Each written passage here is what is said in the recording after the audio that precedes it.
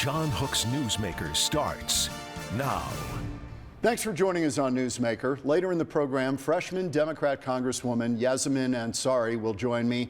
That's in the second half of the program, but we begin with how we provide power to one of the fastest growing metro areas in the country. Arizona Public Service is the largest electric utility in Arizona, providing power to 1.5 million Arizona homes and businesses. APS CEO and President Ted Geisler joins me now. Congratulations, by the way, on the CEO title.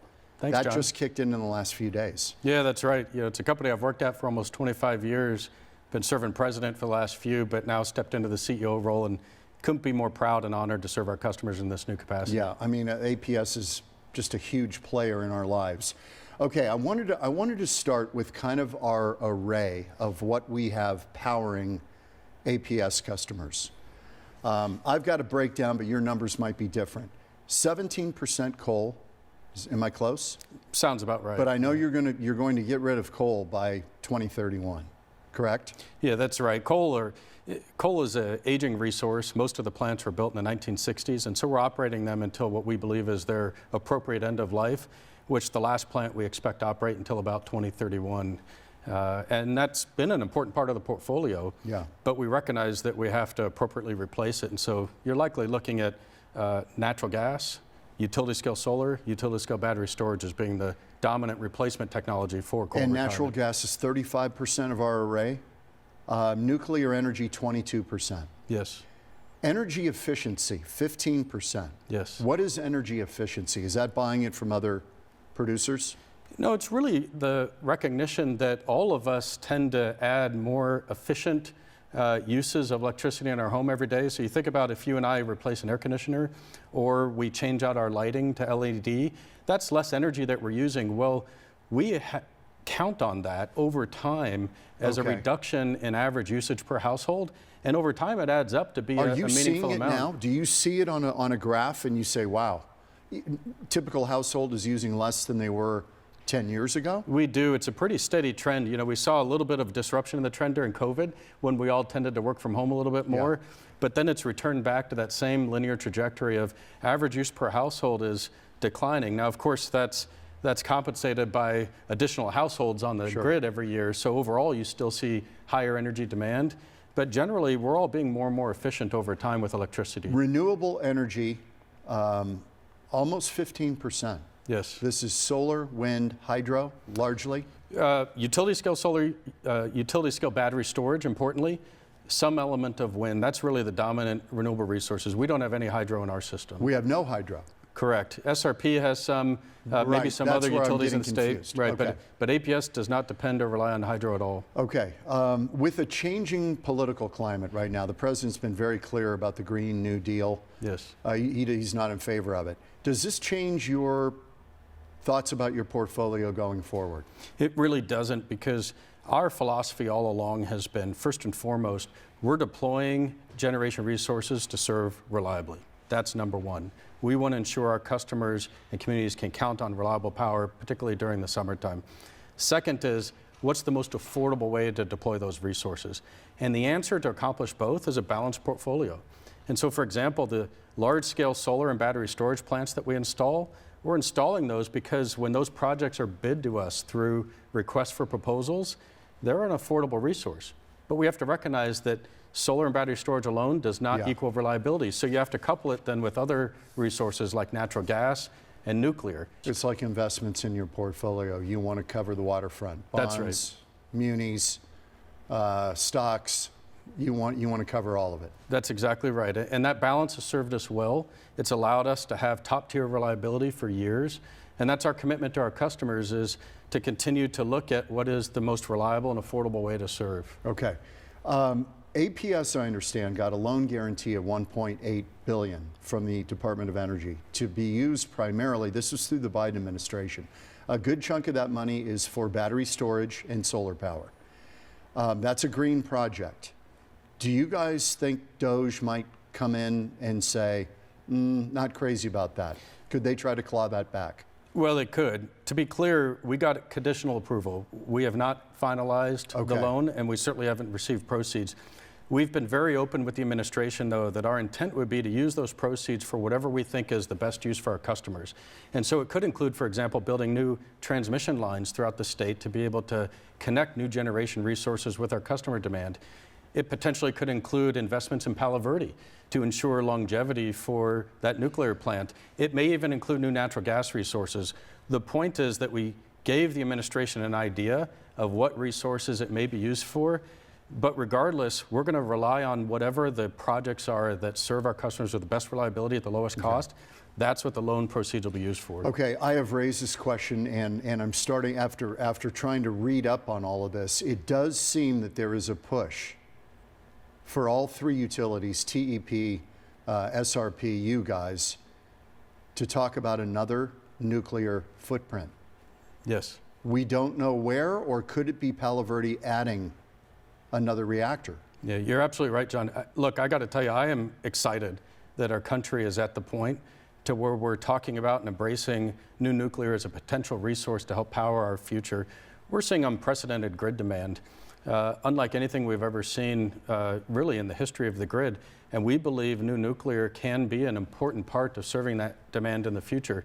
So we've partnered with Salt River Project and Tucson Electric to have a dedicated task force assessing and exploring what new nuclear could look like for Arizona. Do you think it might end up at your footprint at Palo Verde? You've got room, right? We have room. That's one of the options. But there's many other options, some of which may actually prove to be better for our customers. For example, we've got generation sites that have since retired but are still an existing site with existing transmission and water rights. Maybe that makes sense. With a smaller modular reactor, or, I mean, we're still kind of trying to work that out. That's right. That technology. Yeah, the newer generation nuclear, the small modular reactors, that very well could be the technology that is what you install for new nuclear in the future. I've got to ask you this because, you know, customers out there are going to ask, why are APS rates higher than SRP? We hear people talk about this all the time, if they've moved from one neighborhood to another. And typically it's about 24% higher for APS. Why is that? Well, I don't know if that percentage is actually correct. It does vary depending on customer. What I will say, though, is that our average bills are nearly identical. But our rates are higher, fully acknowledge that. That said, our residential rates are below the national average, which I think is the important part. But our companies are very different. You know, SRP is a nonprofit. They are able to have a very different tax structure. They're able to borrow money through the federal government at a very low interest rate compared to APS, which is a for-profit corporation. Publicly traded. Exactly. And then our service territories are very different. SRP has a nice, relatively condensed service territory in East Phoenix. APS serves half of Phoenix plus all the other parts of rural Arizona outside of Tucson. Cost of doing business. Exactly. And so to have multiple service centers, to be able to be staffed and equipped to be able to service some of the more rural and remote parts of our state, certainly that costs a little bit more. So I think for us the important part is less a comparison between APS and SRP because we work very closely together to jointly serve Arizona, but more importantly to say, are we doing everything we can to deliver the top tier reliability at the lowest cost possible? And that part I can say we're doing. I was curious about this decision on solar panels. People who had solar panels on their homes, at one point were paying 70% less on their bill, this is for APS, than their neighbor who did not have solar. The Corporation Commission and a judge eventually said that's not fair. That now they're getting charged for their regular rate. Yes. Yeah, that's correct. At the very early days. So be careful putting solar panels on your house if you think you're going to save a lot of money. I think that's wise advice. I always encourage our customers, please make sure you read the fine print. Understand the utility rate trajectory that is being advertised to you by the solar installer. Match that with what our actual rate trajectory has been. You know, this was originally set up years and years ago to try to stimulate and incentivize rooftop solar adoption. It was successful. There's a meaningful amount of customers in Arizona that adopted. The Corporation Commission rightfully then said, do we need to incentivize this as much as we are now? Maybe we should align the actual subsidy with what the actual value is that solar is providing, and that's what they did. And so now the subsidy is much more in line with the true value of what the rooftop solar is providing. And California is learning this the hard way. In the last 12 months, California's solar farms have been cutting production. That's because right. They had too much on the grid, and you guys were buying some of their solar because it's excess on the grid they don't need. and you were buying it. I think you bought almost 70 million. Well, you had 70 million in savings last year. Is that correct? That's correct, John. It's amazing. Nearly every week of every year, we're buying excess solar produced by California and importing it into our state. We're getting paid to take it because the California grid has more solar being produced than what it can handle. We get paid to take that. We pass every dollar of that savings on to our customers. Every customer of ours has a line item that receives that credit for the excess solar that we are purchasing. And when we take in that excess solar from California, we then lower the dispatch of our generation here, which also saves our customers money.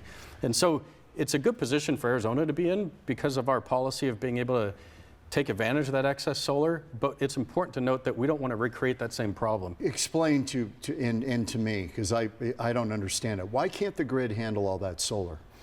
The grid, in order to maintain balance, has to have the exact same amount of power being put on the grid as customers are consuming at any moment in time. If that is out of balance at all, even within a tenth of a second, you start to begin what could result in grid collapse. We had this odd event at Palo Verde back in 2020, November of 2020, 2 successive nights of drones flying around your complex at Palo Verde. Do we know yet what those were and whether they were hostile or recreational, foreign or domestic? Do we know? You know, I'm not in a position to talk about some of the security incidents or matters. I understand. What I can tell you, John, though, is our customers should rest assured Palo Verde is incredibly secure. We work with federal agencies to ensure that. I'm confident being able to say here today that that plant is very secure. Its security exceeds compliance requirements, and we have rigorous and regular drills to ensure that we're prepared to protect against any bad actor that may come our way. Is it worrisome, though? I mean, do you worry that somebody was trying to map out Palo Verde? You know, I have no reason to believe that that's the case. But certainly we take security very seriously, and we take efforts every year to strengthen our security posture with defense in depth across the entire grid, not just Palo Verde. We still don't know what that was, though, do we? I'm not in a position to comment on it. You may know. I get it. I understand. Finally, the reactivation of 3 Mile Island. Yes. Because of AI. You just talked about the grid, that the needs for power have really grown. Yes.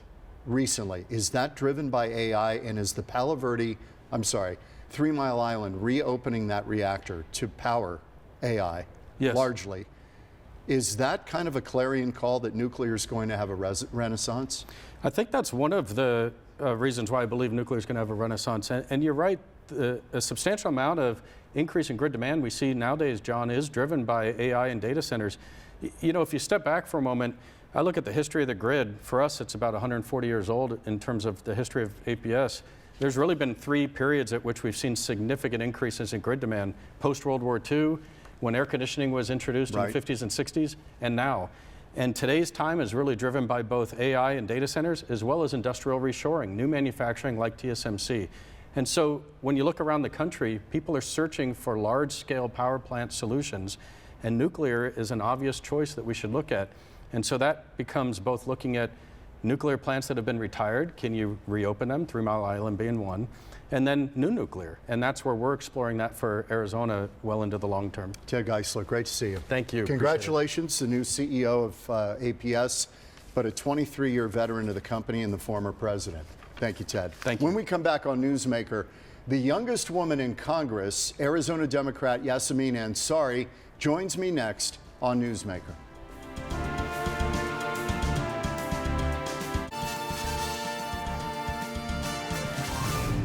Welcome back. Last November, voters in the West Valley elected a 32-year-old liberal firebrand to replace Ruben Gallego in the U.S. House of Representatives, and she's already getting a lot of attention in Washington, D.C. and across the country.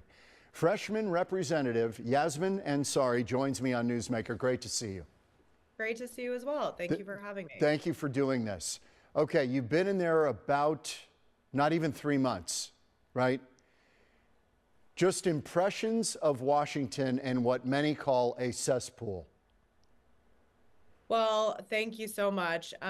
You're right. It has been just about 3 months, but it truly feels like it has been several years. The amount of actions that take place every day by way of executive orders, and many that we have seen, many illegal executive orders that we have seen from arbitrarily firing thousands of veterans to shutting down departments and making everyday life for Americans more difficult. It has been very chaotic under this administration. And I think this week in particular, the volatility that has come about and the economic consequences of Trump's tariffs have been severe, and that is what is top of mind for us this week, as well as the firing of employees at the low-income home energy assistance program, the shutting down of the regional Head Start office. So I am deeply concerned about the environment in which we are working and the fact that the president does not seem to care about Congress's role in passing laws and authorizing funding for this country. Representative, it puts you in a tough spot because you're trying to defend, in some cases, largesse of government, but these are real people on the other end. So I sense when I hear you talk, you're trying to appeal and tailor your message to the people who are feeling the impacts of these cuts, where maybe on the other end, on the right, they're saying we need to trim government. But you're saying that has real world impacts. Yeah, I mean, what we have seen is not, the reality is it's not about trimming government. The words that keep being used by Elon Musk and Doge is this term about combating waste, fraud, and abuse. But when you come in and within a couple of days arbitrarily fire thousands of people and just whole scale shut down entire programs that people are relying on, to me, that is not about efficiency. That is not about addressing any sort of waste, fraud, and abuse. I have no qualm saying that we need to reform government, that we need transformational change. We need programs that are able to assist people. But when you're shutting down Social Security offices and making it difficult for people to access their Social Security checks, when you are shutting down home energy assistance programs that elderly citizens in Arizona rely on when it's 110 degrees outside and they need to pay for their air conditioning, when you're getting rid of housing programs, when we're in a national housing shortage, that is a huge problem with very serious consequences. Do you see that you're the youngest woman in Congress, and I'm sure you're very proud of that. But more importantly, is there a shift going on in the Democrat Party right now where you and maybe AOC and others who are younger are the new faces of the party? Do you see that shift? And by the way, I should point out, you interned for Nancy Pelosi, which is at the other end of that continuum. Do you think it's time for a shift and a new message with new faces? Yeah, I mean, I certainly think that people are hungry for younger voices in Congress. There's no question about that. I do see a shift towards newer, younger ideas. And it's encouraging to me, even as the youngest woman, seeing a growing number of people, in their 20s, 30s, 40s in Congress and being able to make a difference. That being said, I of course have the utmost respect for people like the former Speaker, Nancy Pelosi, and others who've paved the way for women like me to even be in this position. But I am very much in support of new voices at all levels of government. When I ran for the Phoenix City Council, I became the youngest woman ever elected to help lead the 5th largest and fastest growing city in the country. And I think there were real changes that were made in the way that our city tackles homelessness, tackles extreme heat, and addresses issues that are more pertinent to our residents. Tell me about that experience at the City Council. How does that shape, and does some of that experience translate into what you're doing in Congress with a body of 435? I mean, that's a big number. It does. I think that the local experience really gave me a sense of what the most pressing issues are here on the ground. I had the opportunity to really also see how much a city like Phoenix relies on federal funding and how much we're able to do thanks to federal funding. There is no bigger issue I hear about from my constituents than housing affordability and the increasing number of homeless individuals in our city. We were able to create 1,000 new shelter beds and actually have wraparound services for our residents in Phoenix, thanks to funding that we received from the American Rescue Plan, thanks to the Inflation Reduction Act. You'll see electric buses on the streets of our city. You'll see new tree and shade canopy. All of that is thanks to federal funding. So having that intimate understanding has reinforced my view and my belief in the importance of the federal government being there to support cities like Phoenix in advancing our goals. Let's talk about this DOGE for a minute. Is there a limit on how big government should be? Do you see that with the massive number of government employees and government jobs, just until recently were outstripping jobs in the private sector, the growth of them? Does that seem out of balance to you, or do you think it's necessary?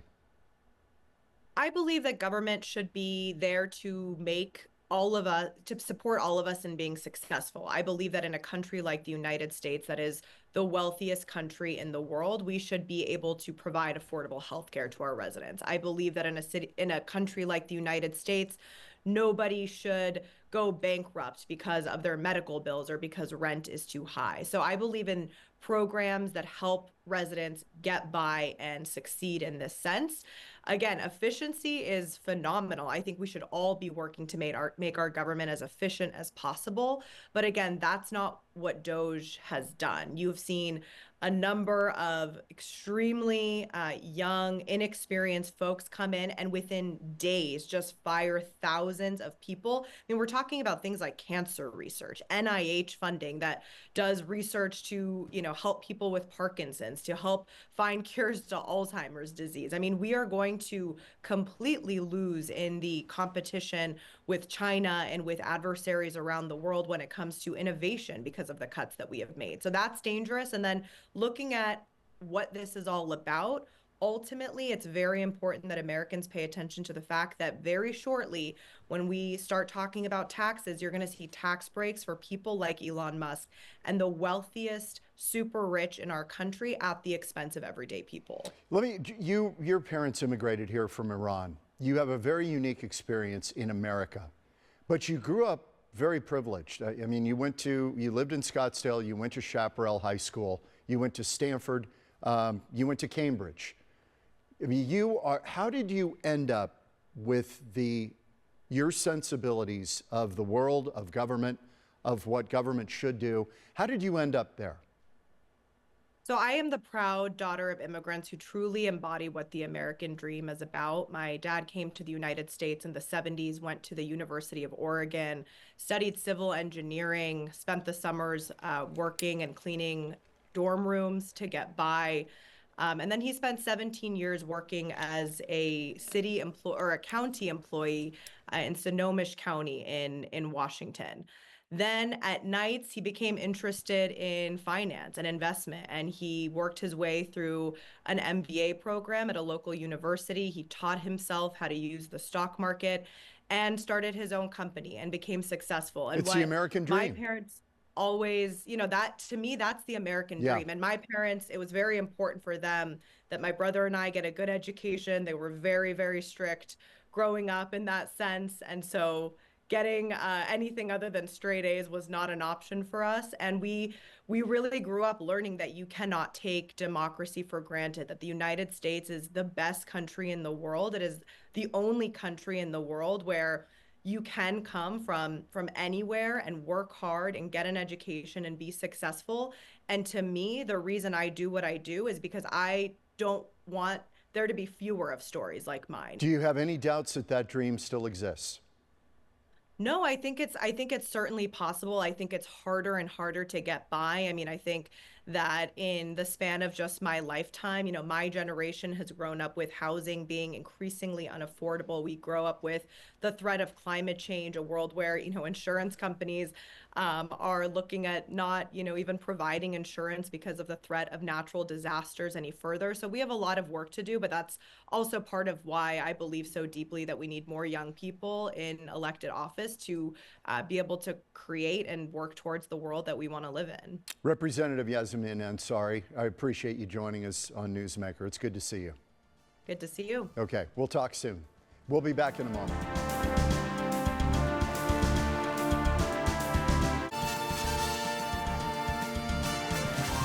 Thanks as always for joining us, and we will see you next week on Newsmaker.